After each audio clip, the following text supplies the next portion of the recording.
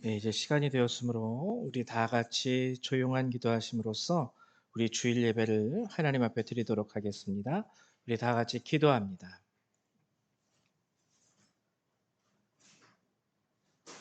하나님은 우리의 피난처시요 힘이시니 환난 중에 만날 큰 도움이시라. 그러므로 땅이 변하든지 산이 흔들려 바다 가운데 빠지든지 바닷물이 솟아나고 뛰놀든지 그것이 넘침으로 산이 흔들릴지라도 우리는 두려워하지 아니하리로다. 아멘. 사랑과 은혜가 많으신 하나님, 오늘도 주께서 이 거룩한 날을 예비하셔서 저희들을 불러주시고 이렇게 함께 모여 이 시간 이곳에서 하나님을 찬미하며 예배드리고 주의 말씀을 듣게 하심을 감사드립니다. 하나님, 한 주간 우리 삶 가운데 하나님, 우리의 부족한 모습도 있었고 오자르고 죄된 모습도 있었지만 이 시간 주의 긍휼하심을 바람으로 이 자리에 다시 섰사오니 하나님, 우리를 용서하시고 우리를 받아주시고 우리의 드리는 예배를 주께서 흠양하여 주시옵소서. 이 시간도 함께하여 주실 줄을 믿고 감사드리며 우리 주 예수님의 이름으로 기도했습니다. 아멘. 예, 우리 다 같이 일어나셔서 하나님 앞에 신앙 고백 드리도록 하겠습니다. 예, 우리 신앙 고백 드립니다. 나는 전능하신 아버지 하나님, 천지의 창조주를 믿습니다. 나는 그의 유일하신 아들, 우리 주 예수 그리스도를 믿습니다. 그는 성령으로 잉태되어 동정녀 마리아에게서 나시고 본디오 빌라도에게 고난을 받아 십자가에 못 박혀 죽으시고 장사된 지 사흘 만에 죽은 자 가운데서 다시 살아나셨으며 하늘에 오르시어 전능하신 아버지 하나님 우편에 앉아 계시다가 거기로부터 살아있는 자와 죽은 자를 심판하러 오십니다. 나는 성령을 믿으며 거룩한 공교회와 성도의 교제와 죄를 용서받는 것과 몸의 부활과 영생을 믿습니다. 아멘. 송영 3장 함께 찬양합니다.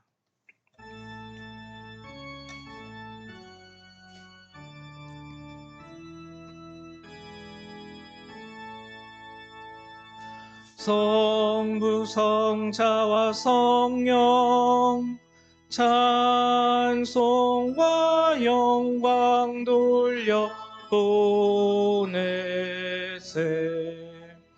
대초로 지금까지 또 영원 무궁토록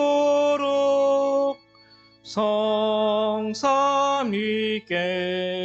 영광 영광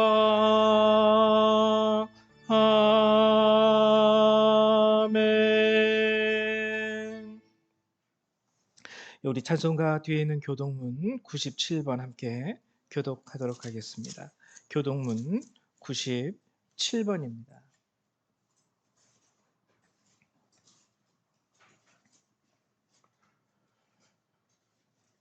우리 다 같이 교독하도록 하죠. 예. 너는 청년의 때에 너의 창조주를 기억하라. 곧 곤고한 날이 이르기 전에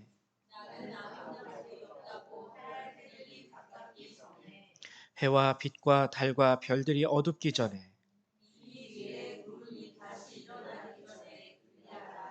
청년이여 내 어린 때를 즐거워하며 내 청년의 날들을 마음에 기뻐하여 마음에 원하는 길들과 내 눈이 보는 대로 행하라.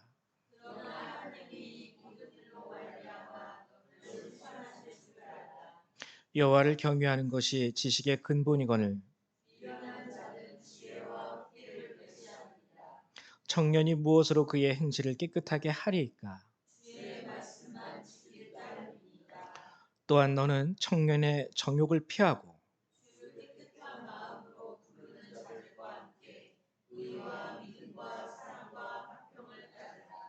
주의 권능의 날에 주의 백성이 거룩한 옷을 입고 즐거이 헌신하니.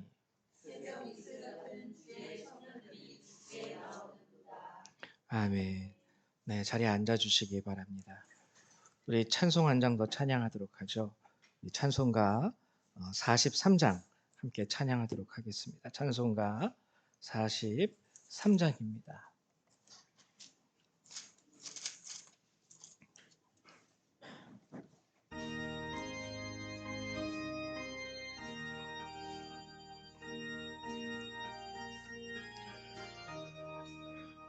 즐겁게 안식할 날, 반갑고 좋은 날, 내 맘을 편케 하니 즐겁고 기쁜 날, 이 날에 천하 만민 다 보좌 앞에서 참되신 삼위일체 다 찬송 부르네. 이 날의 하늘에서 새 양식 내리네. 성회로 모이라고 종소리 울리네. 복음의 밝은 빛은 온 세상 비치며 또 영생물이 흘러 시원케 하시네.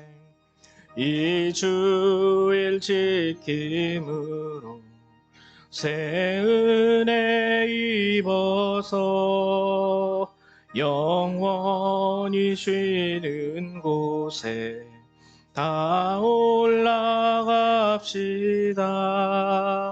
성부께 찬미하고 성자와 또 성령 참되신 삼위일체 다 찬송 부르세. 아멘.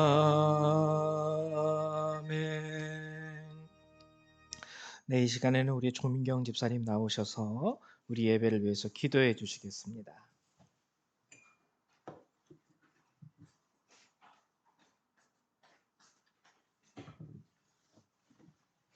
기도드리겠습니다. 하나님 아버지 감사합니다. 오늘도 주일을 맞아 예배드리게 하여 주심을 감사드립니다. 하나님 아버지 대한민국을 사랑하시어 저희 나라가 주님을 믿고 주님을 찬양하는 주님의 나라가 되게 하여 주시옵고, 저희가 지은 죄가 있다면 회개할 수 있게 도와주시옵고, 죄 짓는 자를 따르지 않고 죄를 짓지 않고 주님의 자녀로서 주님의 말씀대로 살 수 있게 도와주시옵소서.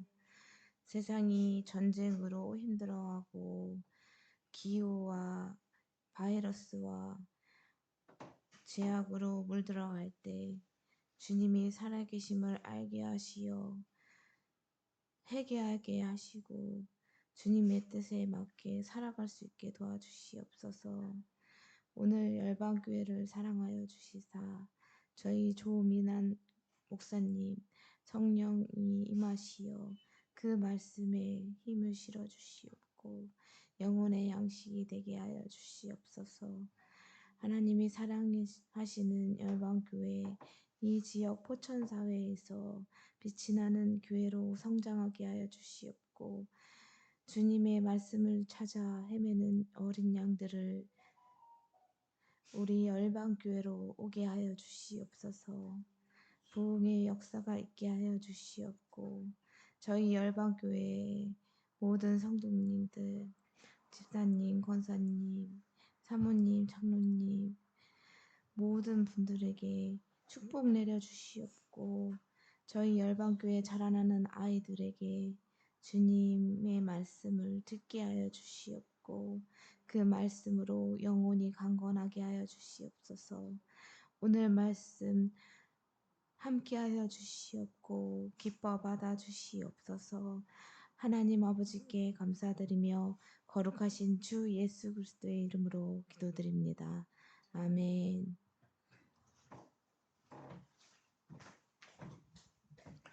네, 감사드립니다. 오늘 하나님의 말씀 같이 찾아보도록 하죠. 오늘 함께 보실 주님의 말씀은 우리 시편 18편의 말씀입니다. 우리 시편 18편 1절에서 16절의 말씀을 함께 나누도록 하죠. 우리 구약성경 813페이지에 있습니다. 구약성경 813페이지. 제가 봉독해 드리도록 하겠습니다. 우리 같이 교독하죠. 1절에서부터 16절까지 우리 한 절 한 절 함께 교독합니다. 나의 힘이신 여호와여, 내가 주를 사랑하나이다.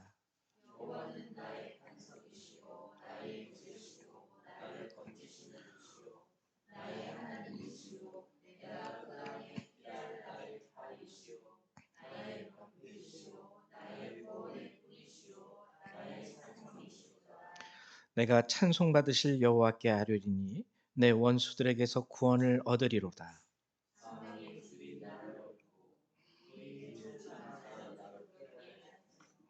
수올의 줄이 나를 두르고 사망의 올무가 내게 이르렀도다.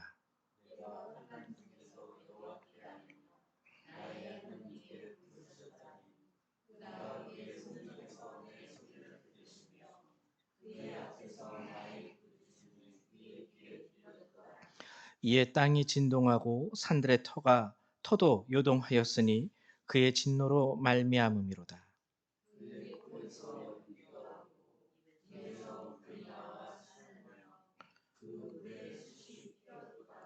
그가 또 하늘을 들이우시고 강림하시니 그의 발 아래는 어두캄캄하도다.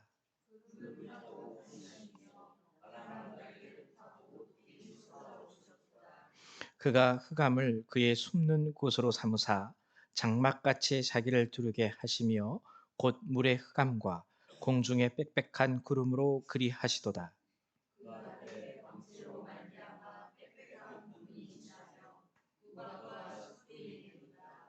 여호와께서 하늘에서 우레소리를 내시고 지존하시니가 음성을 내시며 우박과 숯불을 내리시도다.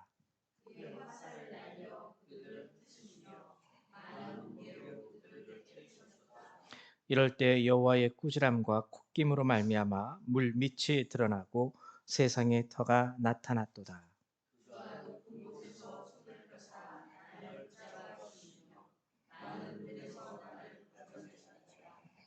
아멘. 네. 오늘 여러분들하고 함께 시편 18편의 말씀을 함께 나누려고 합니다. 이 다윗이 기록한 시예요. 하나님 앞에 드리는 찬송시이자 다윗의 고백이기도 합니다. 그 인생에 있어서 매 순간 하나님의 도움을 받았었거든요. 하나님의 은혜, 하나님의 구원, 그리고 하나님의 능력으로 도움을 받고 나서 다윗이 하나님께 드리는 고백이 바로 오늘 시편 18편의 말씀이에요. 그 핵심은 1절입니다. 솔직히 1절 하나만 제대로 알면 돼요. 1절. 나의 힘이신 여호와여, 내가 주를 사랑하나이다. 그리고 2절부터는요. 하나님이 어떻게 나에게 행하셨는지, 그러니까 쉽게 말하면 지금 1절에서 내가 주님에게 사랑을 고백할 때 왜 사랑하는지에 대한 이유를 열거한 게 2절부터 쭉 나와요. 오늘 여러분들이 보시면 알겠지만 이 시편 18편이요. 꽤 깁니다. 50절까지 나와 있어요. 50절. 그러니까 1절 하나가 다윗의 고백이고 그 고백에 대한 이유가 2절에서부터 50절까지 쭉 나오는 거죠. 네, 그 이유를 하나하나 여러분들하고 함께 열거하려면 시간이 오래 걸리니까 그것을 이제 짧게 정리해서 오늘 여러분들하고 함께 나누며 이 사랑이라는 의미에 대해서 함께 나누어 보고자 합니다. 그 전에 지난 시간에 우리가 함께 나누었던 말씀, 이사야 40장의 말씀 잠깐 다시 한번 우리가 점검하고 넘어가죠. 이사야 40장에서는 외치는 자의 소리 해가지고 하나님께서 오시는 길을 예비하는 것, 그것에 대해서 우리가 함께 나누었죠. 그래서 그때 말씀드렸던 게, 지난 시간 말씀드렸던 게, 이사야 40장을 읽으면은 일반적으로 그리스도인들이 이거는 세례 요한의 사역, 그에게 특별하게 주시는 하나님의 사명, 요렇게만 우리가 인식을 해요. 그래서 지금 이 시대, 그리고 더더욱이 나와는 별로 크게 상관이 없는 말씀, 이미 세례 요한에게 주셨던 사명이기 때문에 끝난 일, 이루어진 일, 우리 단순하게 이것을 이렇게 치부하고 맙니다.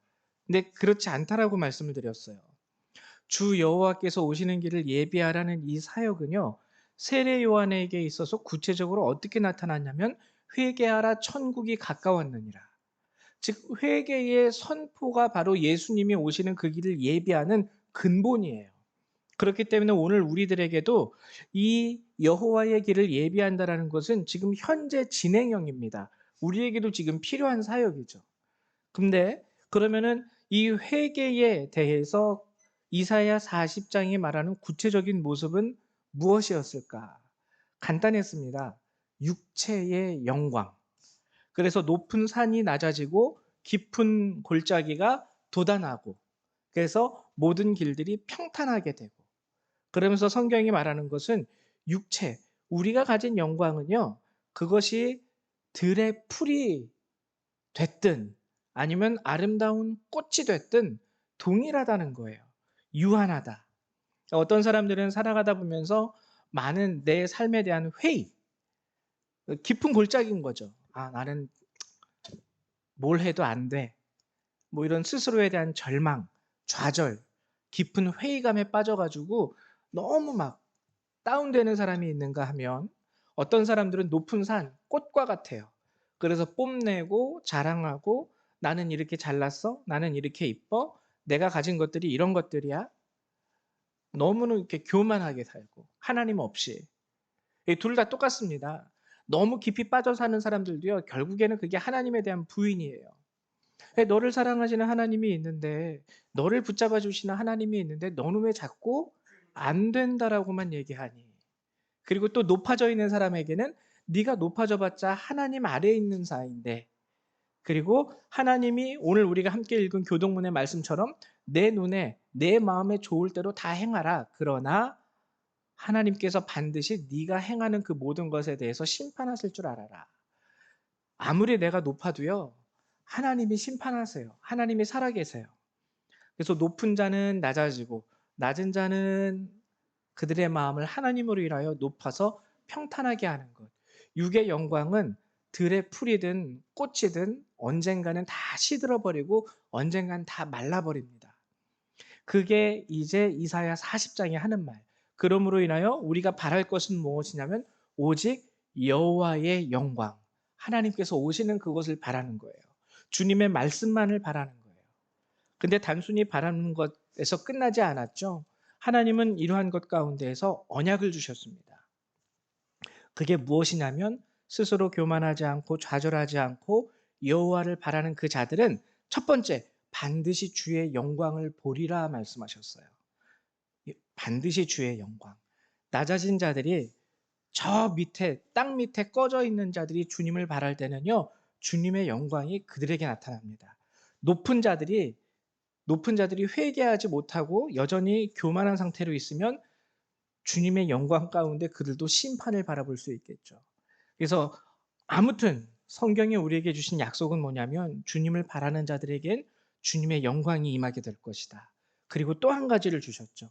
하나님이 임하실 때에 그들에게 상급을 베푸실 것이고, 그들이 행한 대로 보응하실 것이고, 그리고 젖먹이는 자에게 평안을 주시겠다라는 이 말씀. 그래서 이사야 40장은요, 우리에게 이 말씀을 허락해 주셨습니다. 말씀해 주셨어요. 그래서 언제라도 우리가 스스로 교만해서도 안 되고 스스로 너무 좌절해서도 안 돼요. 늘 하나님의 도우심을 바라고 하나님의 은혜를 구하고 모든 상황 가운데 주님, 주님, 주님이 하셨습니다. 그리고 주님이 도와주세요. 우리가 이런 자세를 가지고 살아가는 것이 하나님의 오시는 길을 예비하는 길이라는 것을 우리가 지난 시간에 함께 나눴습니다. 이제 오늘은 이제 시편 18편의 말씀인데, 다윗의 고백의 핵심은 뭐냐면 오늘 우리 본문의 주제와 같이 내가 주를 사랑하나이다. 여러분, 그럼 사랑이 뭘까요? 사랑. 사랑. 한국말로는 사랑이 사랑이에요. 사랑을 뭐라고 표현할 수 있겠습니까? 그래서 한국말로는 사랑. 근데 성경에서는요, 이 사랑이라는 것을 크게 세 가지 부류로 나누어서 설명을 합니다. 사랑이 쉽게 말하면 성경은 이 우리가 말하는 모든 사랑을 세 종류로 나눠서 말하고 있다라는 거예요. 하나는 뭐냐면 아가페의 사랑이라고 합니다. 아가페 사랑. 이것은 우리가 흔히 다 알고 있기로 어떻게 알고 있냐면 하나님의 사랑이에요. 우리를 사랑하시는 하나님의 사랑. 근데 아가페 사랑은 거룩이 거기에 포함된 사랑이에요. 거룩함이 포함된 사랑. 그래서 아가페 사랑은 거룩한 사랑이고요. 그리고 구원을 베푸는 사랑입니다. 그래서 이 사랑은요, 오직 하나님 외에는 그 누구도 할 수 없는 사랑의 모습. 그래서 하나님이 우리를 사랑하신다라고 얘기할 때 우리는 특별히 그 사랑을 아가페라는 말로 표현합니다.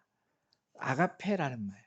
우리도 물론 사랑할 수 있어요. 부모님의 사랑이 얼마나 숭고합니까? 자녀를 향한 부모의 사랑이 얼마나 숭고해요. 근데 여러분, 솔직히 숭고하다 그래도요, 여러분들도 인정하실 거예요. 자식을 향한 부모의 사랑이요, 굉장히 삐뚤어져 있는 경우 굉장히 많아요. 그쵸? 얼마 전에 뉴스를 봤어요. 뉴스를 봤는데 굉장히 재미있는 일이 일어났더라고요. 어떤 이제 고급 외제차입니다. 시가로 한 2억 6천 정도 하는 외제차래요. 근데 초등학생이 장난을 치다가 삽으로 그 외제차를 이렇게 긁은 거예요. 물론 아이의 입장에서는 뭔지 모르고 그렇게 했겠죠. 근데 이 주차 관리인이 그것을 목격했어요. CCTV에도 그게 담겨 있어요. 그래가지고 이 주차 관리인이 이 차주에게 연락을 한 거죠. 이 아이들이 이렇게 삽으로 이렇게 긁어가지고 당신 차에 이렇게 흠집을 냈습니다. 흠집을 냈는데 어떻게 할까요? 그러니까 이 차주가 이렇게 얘기했대요. 그냥 애들이 모르고 한 거니까, 장난으로 한 거니까 따끔하게 혼내고, 그냥 다음부터는 이러지 말아라. 따끔하게 혼내고 그냥 보내주세요. 참 괜찮은 차주죠. 그래서 이 차주가 그렇게 했답니다. 했는데 이 주차 관리인한테 또 연락이 왔대요. 아, 좀 제가 곤란한 상황에 처해 있는데 좀 와서 얘기 좀 해달라고. 그래서 무슨 말씀이신데요? 그랬더니 이 아기의 엄마, 이 아기가 집에 가서 엄마, 내가 놀다가 좀 장난쳤는데 저 주차 관리인 아저씨가 나를 이렇게 혼냈어, 무섭게. 그래서 엄마가 뿔이 난 거죠. 뿔이 나가지고 주차 관리한테 가가지고 당신이 뭔데 우리 애한테 훈계질이야, 난리가 난 거죠. 자, 엄마는 왜 이런 말을 했을까요? 근본은요, 자녀를 향한 엄마의 사랑이 있는 거예요. 근데 여러분, 이 사랑이 올바른 사랑으로 보입니까? 안 보이죠. 부모의 사랑도 오류가 많다는 거예요.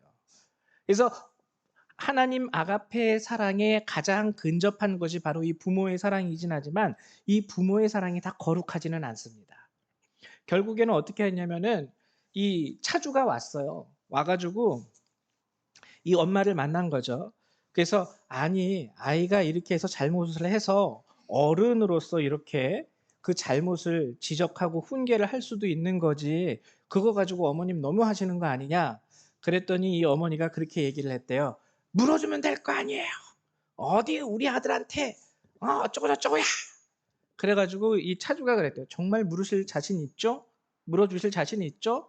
그러고선 거기서 보험사를 불러가지고 이 차를 바로 입고시켰답니다. 입고시키고 보상해주면 될 거 아니에요. 그러니까 이 엄마가 이 아이가 어떤 차를 긁은지를 상상도 못한 거겠죠. 그리고 갔는데 그날 저녁에 바로 아이 아빠한테 전화가 왔대요. 용서해 주십시오. 왜냐하면 그 차 보험값만 1,000만 원 이상이 나왔대요. 그 긁은 거를. 용서해 주십시오. 차주가 용서해 주지 않았습니다. 네, 당신 부인이 당당하게 그렇게 얘기하고 자식에 대한 사랑이 넘쳐서 그 숭고한 사랑으로 내가 내 자식이 잘못한 거 내가 보상해 주면 될 거 아니야. 당당하게 소리 질렀다. 당신이 알아서 해라. 당신 부인이 그렇게 했으니까. 여러분, 자녀에 대한 부모의 사랑이요, 굉장히 잘못된 경우가 많습니다. 왜냐하면 부모도 사람이기 때문에. 부모도 사람이기 때문에 공정한 사랑으로 자녀에게 베풀지 못해요. 왜냐하면 내 자식이라는 생각만 가득하기 때문에 이게 공정한 모습으로 올바르게 나타나지 못합니다. 그래서 아가페 사랑은 특별하게 거룩하게 구별해놔요. 이건 거룩한 사랑이에요. 공정한 사랑이고 모두를 구원하는 사랑. 이것이 이제 하나님의 사랑 아가페. 이제 우리가 흔히 이 사랑을 비유하기 위해서 자식을 향한 부모의 사랑을 이렇게 얘기를 하긴 하지만 엄밀히 말하면 자식을 향한 부모의 사랑도요, 거룩한 사랑은 아닙니다. 그래서 사람들이 흔히 하는 얘기로 뭐냐면 지 자식만 잘났대. 이런 얘기 많이 하죠. 굳이 비유하자면 부모의 사랑이 가장 가깝겠지만 부모의 사랑도 아가페 사랑은 아니에요. 그래서 성경이 말하는 사랑의 첫 번째 모습은 아가페. 하나님이 우리를 사랑하시는 그 모습, 그 사랑을 아가페라고 합니다. 인간의 모습 가운데에서는 아가페가 나타날 수가 없어요. 우리 모두가 다 죄성을 가지고 있기 때문에. 그리고 두 번째로 뭐냐면 성경이 말하는 사랑은 필로스 또는 필레오라고 얘기하는데요. 이건 굳이 우리나라 말로 번역하자면 우정이에요. 우정에 가까운 사랑입니다. 친구 간의, 동료 간의 사랑이에요. 동료 간에 위해서 헌신하고 동료 간에 위해서 양보해 줄 수 있는 필레오 사랑이 있고요. 그 다음에는 성경에 나오는 사랑의 마지막 세 번째 종류는 에로스입니다. 에로스라는 것은 뜨거운 청춘 간의 남녀 간의 사랑을 의미하는 것이죠. 그래서 이 에로스 사랑에는 성적인 부분이 굉장히 많이 표현되어 있고 들어가 있는 것. 근데 이 모든 것을 그냥 우리는 한 가지 그냥 사랑이라는 단어로 통틀어서 얘기하죠. 물론 이제 앞에 뭐 부모의 사랑, 뭐 젊은이의 사랑, 뭐 그런 거를 앞에 이렇게 붙여서 구분하긴 하지만 우리나라 말로는 사랑. 근데 성경은 이 사랑을요, 세 종류로 나누어서 얘기를 해요. 근데 오늘 보면은 1절에 보면 나의 힘이신 여호와여 내가 주를 사랑하나이다. 그럼 여기서 말한 다윗이 하나님께 드렸던 이 사랑합니다라는 이 사랑은 이 아가페, 필로스, 에로스 중에 무엇일까? 일단 아가페는 인간이 보일 수 없는 종류의 사랑이 아가페라고 말씀을 드렸어요. 아가페. 이 아가페는 아니겠죠. 그럼 필로스, 내가 주를 사랑하나이다. 우정? 우정 같은 거 하나님? 뭐 어떻게 보면 뭐 그렇게 뭐 이해할 수도 있겠지만 아까 얘기했듯이 우정이라는 건 양보도 있고 뭐 그래요. 그럼 내가 하나님한테 양보하나? 이거 필로스 솔직히 아닙니다. 필로스는 동급 간의 사랑이에요. 동급. 동급. 나와 동급된 내 친구. 하나님과 다윗이 동급이 아니잖아요. 이 필로스도 아니에요. 그럼 에로스일까요? 에로스는 더더욱 아니겠죠. 남녀 간의 사랑이기 때문에 에로스는 더더욱 아닙니다. 오늘 성경에서 말하는 이 다윗이 고백한 사랑은요, 이 세 가지 종류의 사랑에서 다른 거. 성경에서는 여기에서만 사랑이라고 기록되어져 있고 번역이 되어져 있는데 이 단어는 원어로 라함이라는 단어예요. 라함. 라함. 라함이 그러면 다른 성경의 다른 부분에서는 어떤 단어로 번역이 되어 있냐면 긍휼이라는 단어로 번역되어 있습니다. 긍휼. 보통 이렇게 얘기를 하죠. 주님, 우리를 긍휼히 여겨 주시옵소서. 주님, 우리에게서 당신의 긍휼을 거두어 가지 마시옵소서. 이 긍휼이라는 뜻이에요. 긍휼. 근데 우리가 그러면은 이 1절을 긍휼? 이 람이라는 단어가 긍휼이라는 의미야? 그러면은 오늘 보면은 나의 힘이신 여호와여 내가 주를 긍휼히 여기겠나이다 뭐 이런 뜻이 되거든요. 와, 그럼 뭐야 이게? 다윗이 하나님을 긍휼히 여겨? 왠지 뭐 이해가 안 가죠. 앞뒤가 이해가 안 가요. 매칭이 안 돼요. 이게 뭐야? 다윗이 하나님보다 높아? 주로 긍휼히 여긴다라는 건 하나님이 우리를 사랑하실 때 그 표현을 긍휼히 여기시다 이렇게 하지 어떻게 인간이 하나님에게 제가 당신을 긍휼히 여기나이다 이런 말을 할 수 있을까? 그래서 오늘 본문이 긍휼이라고 쓰지 않고 사랑이라고 쓴 겁니다. 이 라함이라는 단어는요, 다른 부분에선 긍휼이라고 번역이 되어 있는데 이 라함이라는 단어의 원래 의미는 뭐냐면 병약한 아이 있죠. 병든 자녀를 돌보는 아비의 심정을 라함이라 그래요. 병든 자녀를 돌보는 아비의 심정. 그리고 갓 태어난 아기 있죠. 갓난아기. 엄마가 모유를 이렇게 먹이잖아요. 갓난아이에게 모유를 먹이는 어머니의 모습, 어머니의 심정을 라함이라고 합니다. 그러면 여기서 제가 한번 여러분들한테 우리 특히 이제 자매님들, 아이를 적어도 모유를 먹여보신 어머님들은 그런 경우가 있으실 거예요. 모유를 먹이다가 보면은요, 우리 집사람도 그런 경우가 있었는데, 갓난아이가 어렸을 때 엄마 젖을 꽉 물어버릴 때가 있습니다. 아프죠? 그러면은 여러분들은 당장 일어나서 회초리를 들고 이 녀석이 엄마에게 하면서 회초리를 드시는 경우가 있어요. 아니면은 너 이제 엄마에게 그렇게 아프게 했으니까 너는 이제 두 번 다시 너에게 모유를 주는 일이 없을 거야 하고 모유를 끊어버리신 적이 있습니까? 그런 적이 없죠.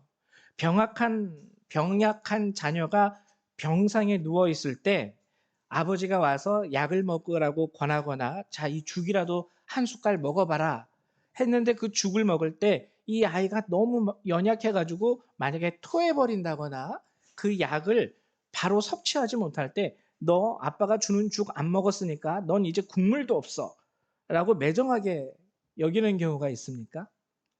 없죠. 이 라함이 그런 거예요. 즉 뭐냐면은요. 라함이 가지는 특징이 뭐냐면 상황에 더 이상 연연하지 않는 거예요.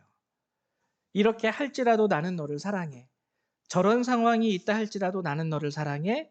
이렇게 된다 할지라도 나는 너를 사랑해가 라함이 가지는 사랑의 특징입니다. 이 긍휼이 그거예요. 그래서 우리가 하나님 앞에 하나님 우리를 긍휼히 여겨주세요라고 할 때 이 긍휼이는요, 긍휼이라는 단어는 단순히 불쌍히 여겨주세요라는 단어가 아닙니다. 하나님 저희를 긍휼히 여겨주세요라고 할 때 이 긍휼의 의미는 하나님 제가 모르고 이렇게 나쁜 일을 저지를 수도 있고요. 하나님 제가 재미 삼아서 한다는 것이 잘못해서 이렇게 될 수도 있어요. 하나님 제가요 깜빡하고 이런 실수를 저지를 수도 있어요. 이 모든 것 가운데 그럼에도 불구하고 나를 향한 주님의 사랑을 거두지 마십시오. 즉 상황에 따라서 이럴 때는 좋아하고 저럴 때는 등 돌리고 이게 아니라는 거예요. 내가 이렇게 하든 저렇게 하든 요렇게 하든 내가 잘하든 못하든 나를 향한 하나님의 사랑이 변하지 않기를 원하고 나를 향한 주님의 은혜가 끊이지 않기를 원합니다. 라는 의미에서 우리가 기도하는 게 주님 우리를 긍휼히 여겨주세요라는 말의 참뜻입니다. 즉 오늘 다윗이 하나님 앞에 이 긍휼이라는 단어를 가지고 사랑합니다라고 고백하는 거는요. 무슨 의미가 있냐면 환경과 상황과 현실에 따라서 이제 더 이상 주님을 향한 나의 마음이 변하지 않을 것입니다라는 결단을 말하는 거예요. 우리가 예수를 믿는다라고 얘기하면서도요, 이게 쉽지 않아요. 우리가 하나님께서 우리의 마음에 원하는 대로, 우리의 마음에 기뻐하는 대로 하나님께서 우리에게 응답을 주시면은요, 그때는 정말 좋아해서 하나님 감사합니다 그래요. 그게 인간이에요. 근데 내 마음에 원하는 대로 되지 않을 때, 내가 바라는 대로 되는 것이 이루어지지 않을 때는요. 하나님 어디 계세요? 하나님 저를 잊으셨습니까? 하나님 저 사람만 좋아하고 하나님 저는 별로 안 좋아하시는 것 같은데요. 금방 이렇게 막 변하게 되죠. 이게 우리가 연약하기 때문에 어쩔 수 없지만 막 시시때때로 막 이렇게 됐다 저렇게 됐다 언제는 사랑한다 그랬다 언제는 어디 계시나이까 그랬다가 언제는 주님 정말 감사드려요 이랬다가 언제는 주님 앞에 한숨 쉬고 있고 이게 우리가 솔직히 신앙인이라고 해도요 이게 우리의 본성이고 본질이에요. 근데 오늘 다윗이 나의 힘이신 여호와여 내가 주를 사랑하나이다라고 고백하는 이 라함의 사랑은 뭐냐면 하나님 이제 내가 어려워도 주님 사랑할 거예요.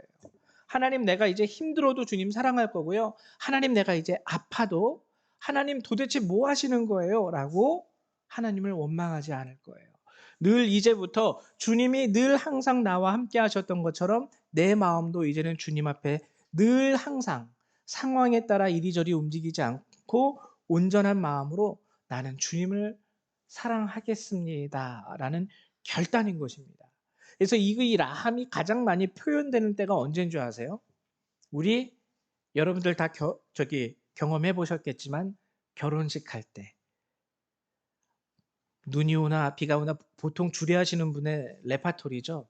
눈이 오나 비가 오나 바람이 부나 검은 머리가 파풀이 될 때까지 아프나 안 아프나 자 모든 여러 가지 상황을 다 대비해서 신랑 아무개 군은 신부 아무개 양을 사랑하실 것을 서약하십니까? 바로 이게 라함을 요구하는 거예요. 라함. 그러면 네 알겠습니다. 사랑합니다. 그러면은 그것은 서약을 한 거예요. 모든 상황에 남편이 혹시나 내 마음을 건드려도, 아내가 혹시나 내 마음을 뒤집어 놔도 나는 사랑하겠습니다. 그게 결혼 서약의 모습. 그 서약을 오늘 다윗이 하나님 앞에 드리고 있는 거예요. 눈이 오나 비가 오나 바람이 부나 해가 쨍쨍해서 가뭄이 드나 하나님, 저는 하나님을 영원히 사랑하겠습니다. 변하지 않는 모습으로 이제는 하나님을 사랑하겠습니다라고 다윗이 고백을 한 거죠.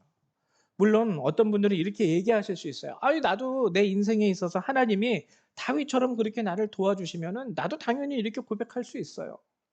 근데 오늘 제가 이 앞부분만 여러분들하고 나눠서 그렇지 이 시편 18편을 다 읽어보시면은요, 다윗이 먼저 신실한 모습으로 하나님 앞에 나갔었습니다. 힘들고 어려웠을 때 먼저 무릎 꿇고 하나님의 말씀을 의지하는 모습. 이게 우리와 다윗의 다른 점이에요. 그래서 성경이 다윗에 대하여 평가하기를 하나님의 마음에 합한 자, 합당한 자라고 얘기하고 있는 것이죠. 실제적으로 다윗의 인생 가운데 있어서 하나님의 도우심은 크게 세 가지 모습으로 나타납니다. 하나는 뭐냐면요, 원수로부터 구원, 원수로부터 구원. 두 번째는 뭐냐면 상황으로부터의 구원. 그리고 세 번째는 뭐냐면 죄로부터의 구원. 다윗을 도우시는 하나님의 모습은요, 크게 이 세 가지 모습으로 나타나요. 그 세 가지 모습은 오늘 저와 여러분들에게 있어서도 동일합니다. 첫 번째로 원수로부터의 구원은 대표적인 게 누구일까요? 다윗의 평생에 있어서 원수가 누구였었죠? 사울 왕이었죠. 사울 왕은요, 눈에 아주 불을 켜고 다윗 어디 있어?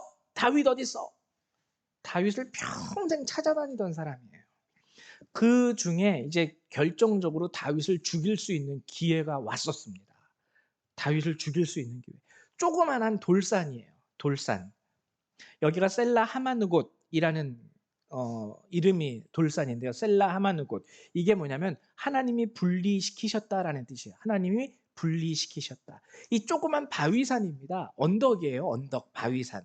바위산 위에 드디어 뭐냐면요, 다윗과 다윗을 따르던 무리들이요, 사울에 의해서 포위를 당한 거예요. 그 바위산에 꼭대기에 올라가서 이제 뭐냐면 사울의 군대는 그 언덕 밑에서 진을 치고 너 이제 딱 걸렸어. 어디 더 이상 도망갈 데 없지? 하고 너 이제 오늘 내 손에 죽었어.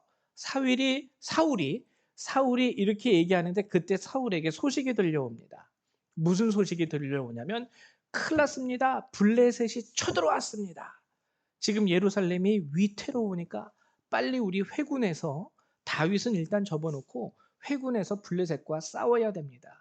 그래서 그 코앞에서요, 이제 바로 다윗을 잡아 죽일 수 있는 상황에서 사울이 군대를 돌려서 블레셋과의 전쟁에 임하게 됩니다. 그때 다윗이 그 바위산을 셀라 하마누고 분리시키셨다. 하나님이 나를 내 원수의 손에서 이렇게 분리시키셨다. 그래서 대표적인 게 이거예요. 원수로부터의 구원. 두 번째는 뭐냐면 상황으로부터의 구원이었는데요. 이것은 어떤 상황이 있었냐면 다윗이 이제 사울의 손을 피해서 급기야는 어디로 도망을 치냐면 블레셋으로 도망을 칩니다. 그래서 블레셋 왕이 시글락이라는 작은 성을 그에게 허락해줘요. 이 시글락이라는 작은 성에서 너와 너의 가족과 그리고 너를 따라서 도망쳐 나온 이스라엘 사람과 여기서 그냥 조용히 오손도손 잘 살아. 그래서 시글락이라는 성에 살고 있는데 잘 살았는데 하필이면 그때 블레셋이 이스라엘을 또 침공을 해요. 그러면서 이 블레셋의 왕이 다윗을 부릅니다. 야, 내가 이스라엘과 이제 전쟁하러 가는데 너도 이제 나와 함께 이스라엘을 대항하여 싸우자. 어차피 또 이스라엘 사람들이 너 다 죽이려고 하는데 이제는 내 편이 돼서 너를 죽이려고 하는 너의 민족 이스라엘을 향하여 칼을 겨눠라.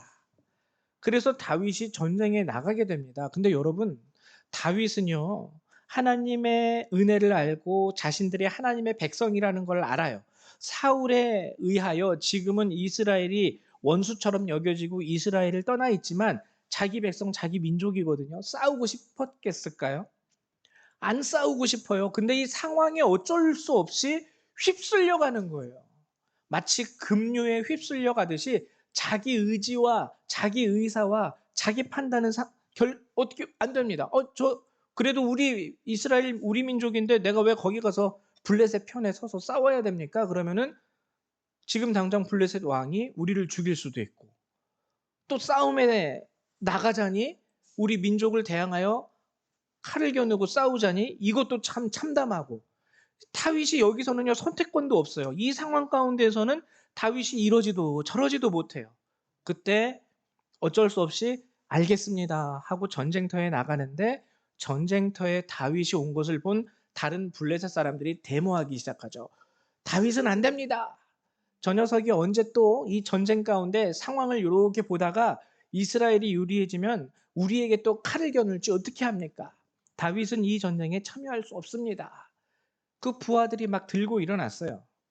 그러니까 블레셋 왕이 뭐라고 하냐면 야 어쩔 수 없겠다. 나는 너를 믿는데 내 부하들이 너를 믿지 못하니 너는 이 전쟁에서 빠져라. 하고 다시 시글락으로 돌려보냅니다. 이게 상황에서의 구원이에요. 내 힘과 내 능력으로는 더 이상 어쩔 수 할 수 없는 이 상황이 왔을 때 내 의지와는 상관없는 다윗이 유발한 것도 아니잖아요. 이 전쟁을. 어쩌다가 보니까 여기까지 왔어요. 하나님은 거기서 다윗을 구원하셨죠. 이 대표되는 장소가 시글락. 그리고 또 죄로부터의 구원은 오르난의 타작마당인데요.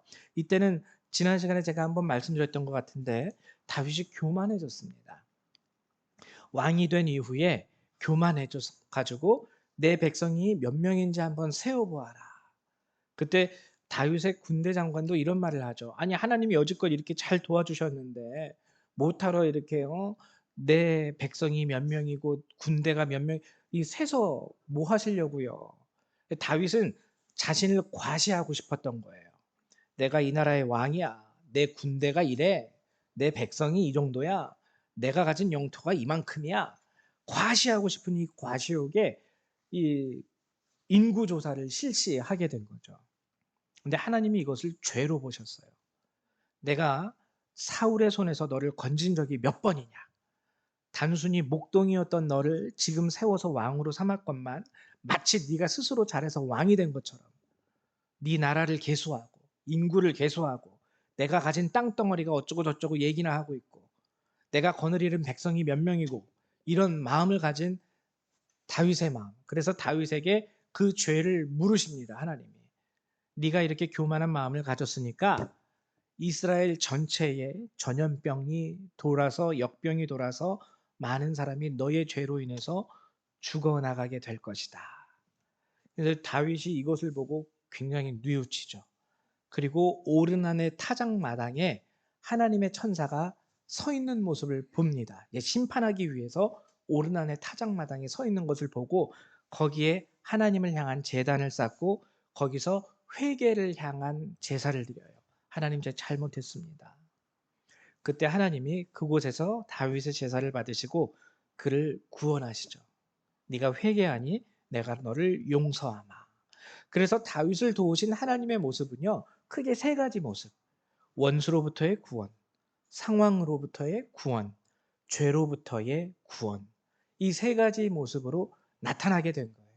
다윗은 인생에 있어서 이 하나님의 구원을 경험하며 최종적으로 하나님 앞에 고백한 것이 나의 힘이신 여호와여 내가 주를 라함하나이다. 하나님 이제 내가 깨달았어요.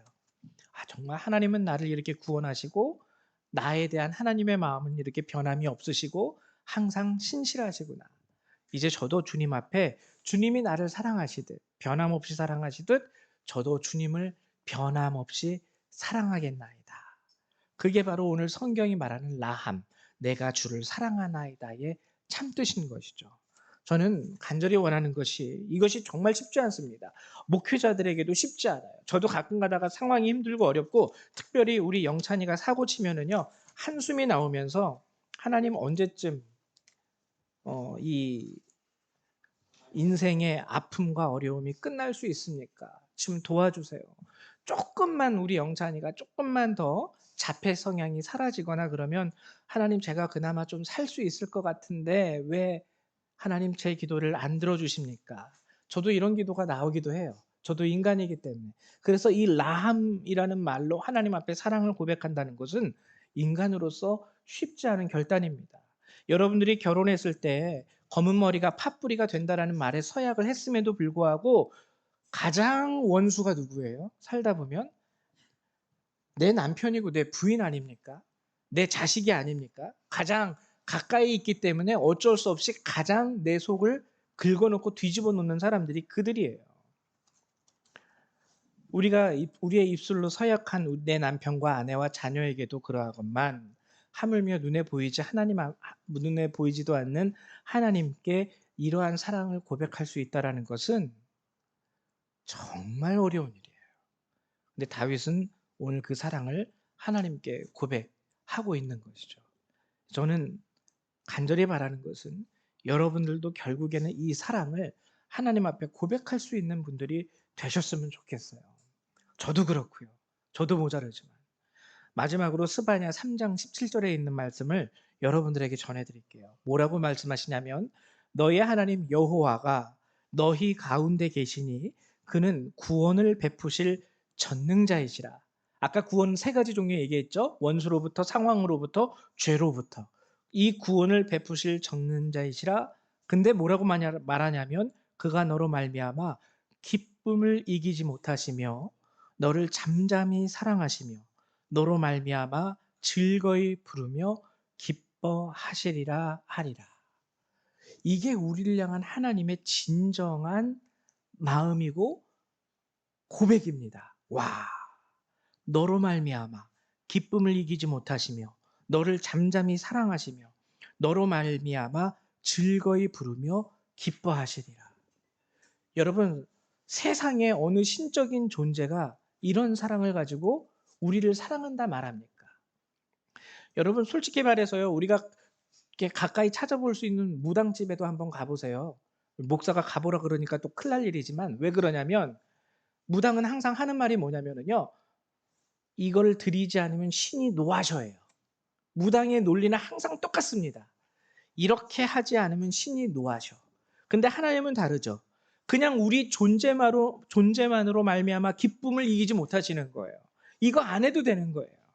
이렇게 안 드려도 돼. 하나님은 그냥 너 존재로 말미암아 기쁨을 이기지 못하시고 너를 잠잠히 사랑하시고 너로 말미암아 즐거이 부르며 기뻐하시는 분이 주님이셔.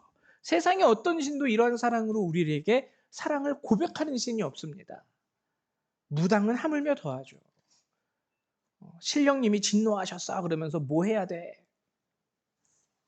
어떤 신적인 존재도 우리에게 먼저 다가와서 이러한 사랑을 고백드리는 신이 없어요. 여러분들은 그만큼 존귀한 자입니다. 그만큼 사랑받는 자입니다.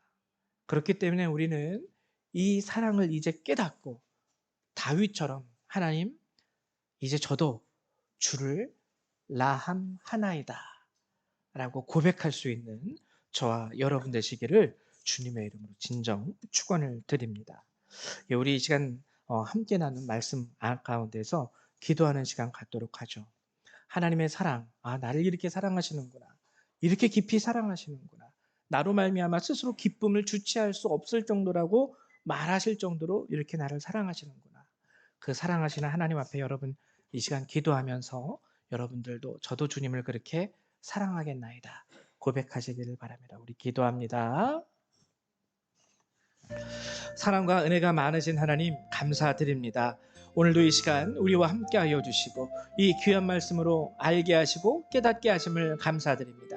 우리의 모습이 어떠하든 하나님 우리가 어떻게 살아가고 있든 오늘 주께서는 우리를 자녀 삼아 주셨고 우리로 말미암아 그 기쁨을 이기지 못하시고 우리를 잠잠히 사랑하시는 그 하나님이신 줄 믿습니다. 하나님, 환경이 변하고 제가 실수를 저지르건 죄를 저지르건 그럼에도 불구하고 우리를 향한 하나님의 사랑은 변하지 않는 것을 하나님 우리가 깨닫게 됩니다.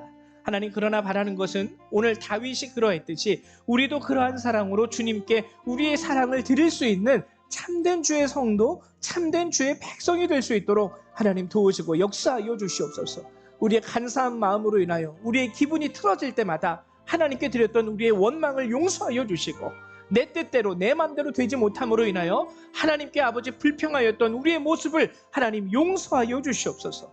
오늘도 비가 오나 눈이 오나 변함없는 사랑으로 우리를 사랑하시는 하나님의 그 마음과 같이 우리의 모든 상황 가운데에서 늘 우리와 함께 하시고 우리를 사랑하시는 그 하나님으로 말미암아 우리도 주님을 사랑할 수 있도록 하나님, 우리 성도님들의 마음을 붙잡아 주시고 축복하여 주시옵소서. 죄를 짓거나 하나님 우리가 어리석은 행동을 한다 할지라도 우리를 깨우쳐 주시고 하나님, 우리가 하나님의 사랑에서 벗어나지 않게 하시며 늘 하나님과 동행하며 주께 사랑을 고백드릴 수 있는 주의 아름다운 성도들이 될 수 있도록 하나님, 우리 열방교회 모든 성도들을 하나님 붙잡아 주시옵소서. 오늘 이 시간에도 우리의 기도를 들으신 줄 믿고 감사드리며 주 예수님의 이름으로 기도했습니다. 아멘.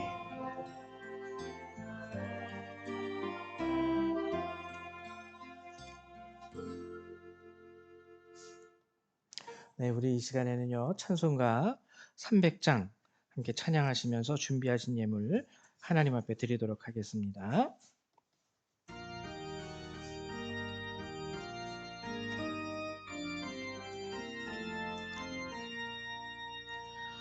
내 맘이 낙심되며 근심에 눌릴 때 주께서 내게 오사 위로해 주시네. 가는 길 캄캄하고 괴로움 많으나 주께서 함께하며 내 짐을 지시네. 그네가 내게 족하네. 그네가 족하네. 이 괴로운 세상 지날 때 은혜가 족하네. 희망이 사라지고 친구 날 버릴 때 주께 속삭이며 새 희망 주시네. 싸움이 맹렬하여 두려워 떨 때에 승리의 왕이 되신 주 음성 들리네. 그네가 내게 족하네. 그네가 족하네. 이 괴로운 세상 지날 때 그네가 족하네. 번민이 가득 차고 눈물이 흐를 때 주 나의 곁에 오사 위로해 주시네. 환난이 닥쳐와서 어려움 당할 때 능력이 원수를 이기네. 그네가 내게 족하네. 그네가 족하네. 이 괴로운 세상 지날 때 그네가 족하네. 아멘. 드리신 예물 위해서 기도하겠습니다. 하나님, 감사합니다. 늘 항상 우리가 죄인 되었음에도 불구하고 우리를 향하여 먼저 사랑을 베풀어 주시고 우리를 이끄시는 주님, 우리의 어리석음과 하나님 우리의 무지함 가운데서도 늘 항상 그 긍휼의 사랑으로 하나님 변치 않는 주의 은혜를 베풀어 주시는 주님, 감사를 드립니다. 간절히 원하는 기는 하나님, 이제 그 주님의 사랑을 알아 우리도 다윗처럼 주 앞에 변함없는 사랑을 결단하며 드릴 수 있는 참된 성도들이 될 수 있도록 도와주시고 축복하여 주시옵소서.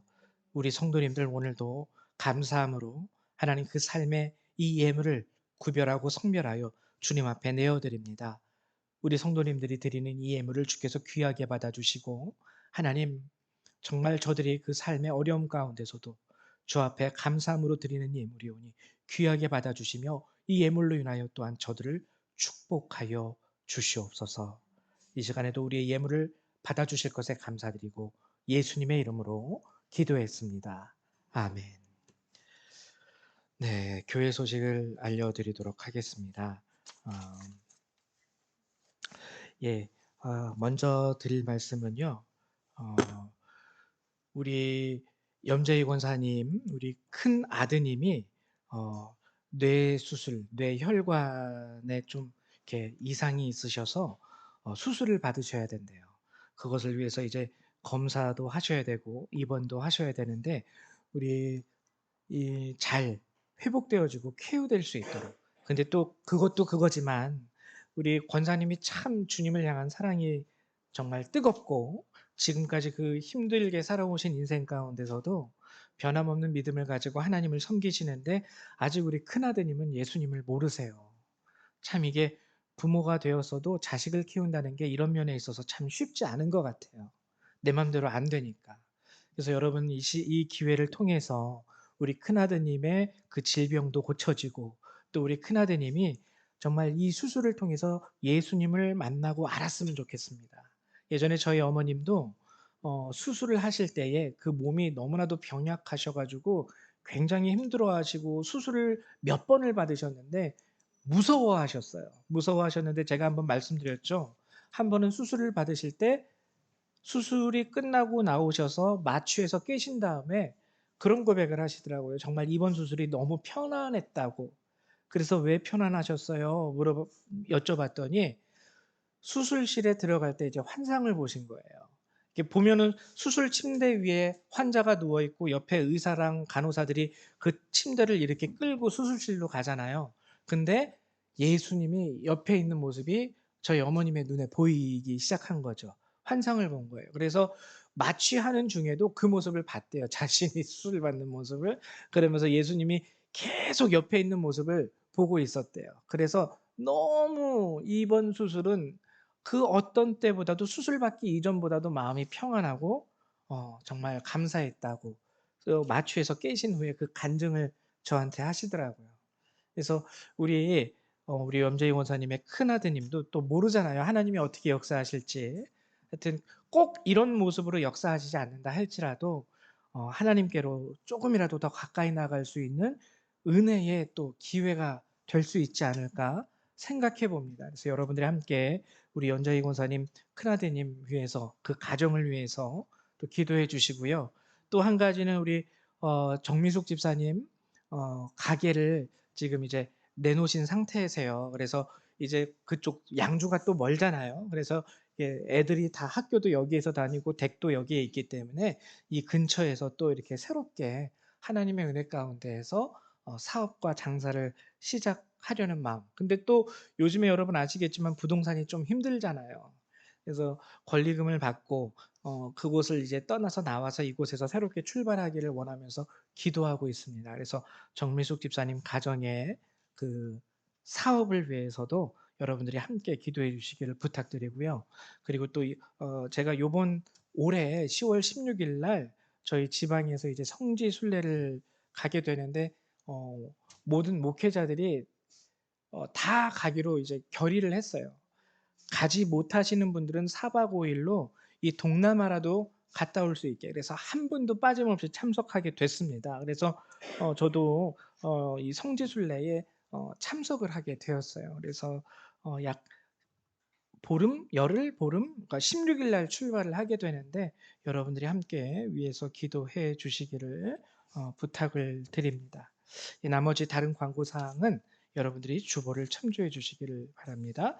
우리 이 시간엔 다 같이 일어나셔서 찬송 1장 함께 찬양하시고요. 우리 축도하심으로 예배를 마치겠습니다.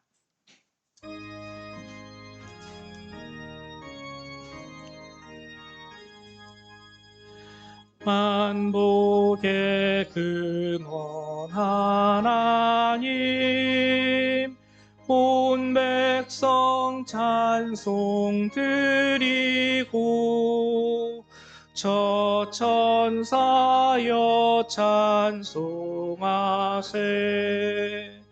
찬송 성부 성자 성령 아멘.